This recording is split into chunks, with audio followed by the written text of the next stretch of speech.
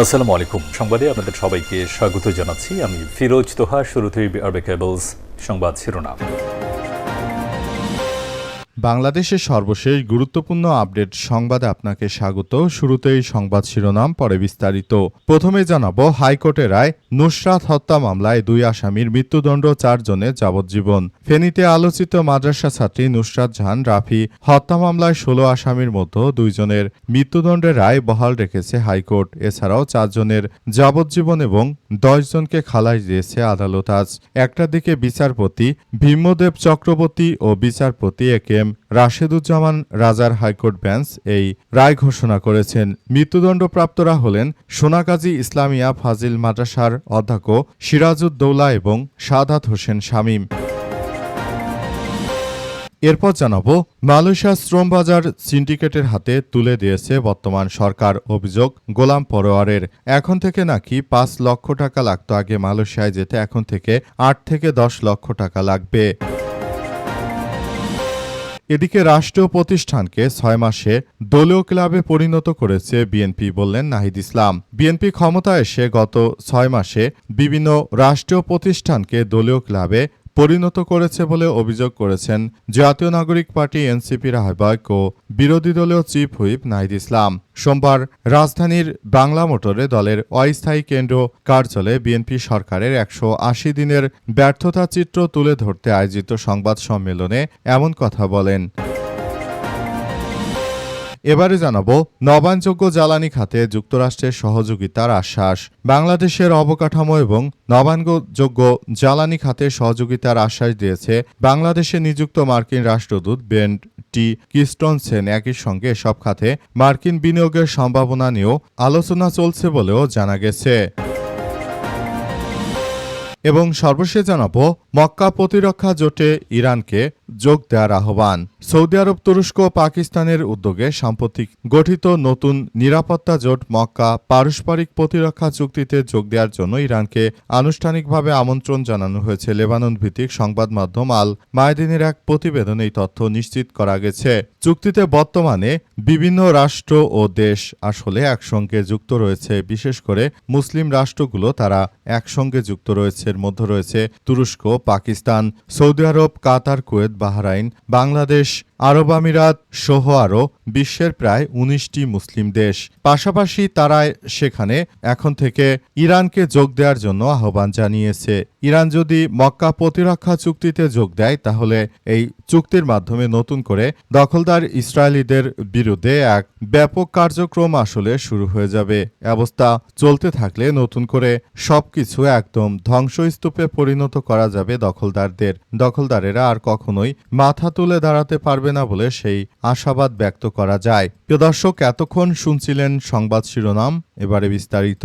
তবে তার আগে বন্ধুরা, অনুরোধ থাকবে এই সংবাদটিতে একটি লাইক দিন। এই চ্যানেলে আপনি নতুন হয়ে থাকলে আমাদের সংবাদটি দেখতে দেখতে চ্যানেলটি সাবস্ক্রাইব করে রাখুন। কমেন্ট করে বন্ধুরা আপনার মূল্যবান মতামত জানিয়ে দিন আপনি বিশ্বের কোন দেশ থেকে বা বাংলাদেশের কোন স্থান থেকে আমাদের সংবাদটি দেখছেন এবং শুনছেন। আর বন্ধুরা, সংবাদটি আপনার সোশ্যাল মিডিয়া ফেসবুকে শেয়ার করে বন্ধুদেরও দেখার সুযোগ করে দিন। গাজা যুদ্ধে আপনি যদি নিরীহ ফিলিস্তিনিদের ভালোবেসে থাকেন বন্ধুরা, কমেন্ট বক্সে কমেন্ট করে পুরো বিশ্ববাসীকে আমাদের এই তাজা আপডেটটি দেখার সুযোগ করে দিন। আর বন্ধুরা, যেখানেই থাকুন বিশ্বের, দেখতে থাকুন আমাদের এই লেটেস্ট আপডেট সংবাদ। এবারে বিস্তারিত। হাইকোর্টের রায়, নুসরাত হত্যা মামলায় 2 আসামির মৃত্যুদণ্ড, 4 জনের যাবজ্জীবন কারাদণ্ড। ফেনীর আলোচিত মাদ্রাসা ছাত্রী নুসরাত জাহান রাফি হত্যা মামলায় 16 আসামির মধ্যে 2 জনের মৃত্যুদণ্ডের রায় বহাল রেখেছে হাইকোর্ট। এছাড়াও 4 জনের যাবজ্জীবন ও 10 জনকে খালাস দিয়েছে আদালত। বৃহস্পতিবার বেলা 1টার দিকে বিচারপতি বিশ্বদেব চৌধুরী চক্রবর্তী ও বিচারপতি এ.কে.এম. রাশেদুজ্জামান রাজার হাইকোর্ট বেঞ্চ এ রায় ঘোষণা করেন। মৃত্যুদণ্ডপ্রাপ্তরা হলেন সোনাগাজী ইসলামিয়া ফাজিল মাদ্রাসার অধ্যক্ষ সিরাজউদ্দৌলা এবং সাদাত হোসেন শামীম। যাবজ্জীবন কারাদণ্ডপ্রাপ্তরা হলেন উম্মে সুলতানা পপি ওরফে তুহিন, মাদ্রাসা ছাত্র নুরুদ্দিন জাবেদ হোসেন ওরফে সাখাত হোসেন জাবেদ ও সাইফুল ইসলাম। খালাসপ্রাপ্তরা হলেন সোনাগাজী উপজেলা আওয়ামী লীগের তৎকালীন সভাপতি রুহুল আমিন, সোনাগাজী পৌরসভার কাউন্সিলর মাকসুদুল আলম, মাদ্রাসা শিক্ষক হাফেজ আব্দুল কাদের, প্রভাষক আফসার উদ্দিন, কামরুন নাহার মনি, আব্দুল রহিম শরীফ, ইফতেখার উদ্দিন রানা, ইমরান হোসেন, মামুন মোহাম্মদ শামীম ও মহিউদ্দিন শাকিল। এদিকে রায় ঘিরে সোনাগাজী পৌরসভার উত্তর চরচন্দ্রিনা এলাকায় নুসরাতের বাড়িতে নিরাপত্তা জোরদার করেছে পুলিশ। রোববার সোনাগাজী মডেল থানার ওসি আবুল হাসিম এই তথ্য নিশ্চিত করেছেন, যাতে করে দুর্বৃত্তরা নুসরাতের বাড়িতে কোনো ধরনের কোনো চক্রান্ত করতে না পারে। মূলত এই কারণে নুসরাতের বাড়িতে অতিরিক্ত নিরাপত্তা বাহিনীর সদস্যদের মোতায়েন করা হয়েছে। বর্তমান সময় দেখা যাচ্ছে যে এই মুহূর্তে সবথেকে এক ভয়াবহ যে বিপর্যয়কর পরিস্থিতি চলছে, তার মধ্য দিয়ে এই রায়টি ঘোষণা হলো। রায় ঘোষণার সঙ্গে সঙ্গে আসলে পুরো বিষয়গুলো খুবই গুরুত্ব সহকারে দেখা হচ্ছে। মালয়েশিয়ায় শ্রমবাজার সিন্ডিকেটের হাতে তুলে দেওয়ার অভিযোগ গোলাম পরোয়ারের। বর্তমান বিএনপি সরকার ক্ষমতা আসার পরই মালয়েশিয়ার শ্রমবাজারকে তারা সিন্ডিকেটের হাতে তুলে দিয়েছে। অবস্থা আসলে খুবই বেগতিক হিসেবে দাঁড়িয়েছে। বাংলাদেশটাকে একদম ধ্বংসস্তূপে বিএনপি পরিণত করেছে বলে অভিযোগ করেছেন গোলাম পরোয়ার। তিনি আরও জানান, দেশটাকে তারা একদম লুটে পুটে শেষ করে দিল।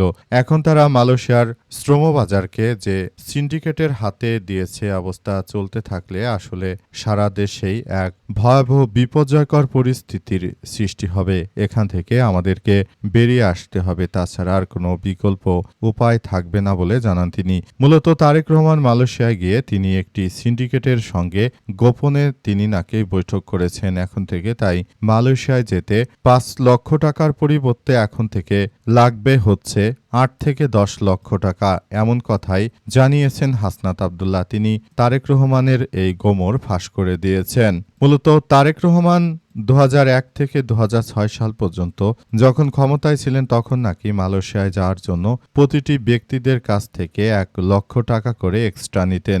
এখন নতুন করে তিনি মূলত ক্ষমতা আসার পর আসলে যে সরকার রয়েছে, সেটি আসলে আমাদের জন্য খুবই দুঃখজনক এক ব্যাপার হয়ে দাঁড়িয়েছে।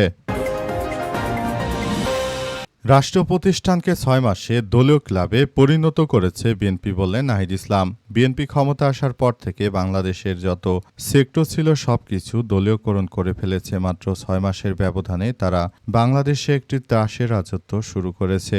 তাদের এই ভয়াবহ সন্ত্রাসী কার্যক্রমে দেশের মানুষ অতিষ্ঠ হয়ে পড়েছে। কৃষকরা তাদের ন্যায্য অধিকার থেকে বঞ্চিত হচ্ছে। কিন্তু বর্তমান এই সরকার তিনি মূলত পুরো রাষ্ট্রটিকে একদম ধ্বংসস্তূপে পরিণত করে দিয়েছেন বলে জানান নাহিদ ইসলাম। দেশের ইউএনও অফিস থেকে শুরু করে ভূমি মন্ত্রণালয় সব জায়গায় বিএনপির এই দৌরাত্ম্য চলছে। বিএনপি নিজেদেরকে ২০০১ থেকে ৬ সাল পর্যন্ত যে পর্যায়ে নিয়ে গেছিল রাষ্ট্রটিকে, সেই পর্যায়ে এখন আসলে দেখা যাচ্ছে বিএনপি সেই একইভাবে রাষ্ট্রটাকে ধ্বংসস্তূপে পরিণত করার জন্য সব রকমের বিধি ব্যবস্থা করে রেখেছে বলে জানান তিনি। নাহিদ ইসলাম আরও জানান, তাই পুরো বিষয়গুলো আমাদেরকে খুব গুরুত্ব সহকারে দেখতে হবে।